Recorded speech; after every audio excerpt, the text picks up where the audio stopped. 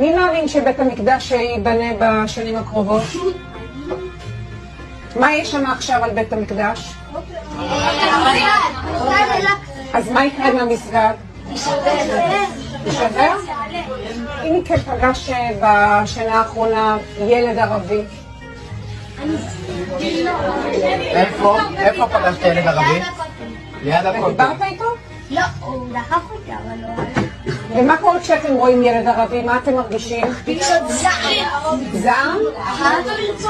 כשאתם חושבים על ירושלים בעוד 10 שנים.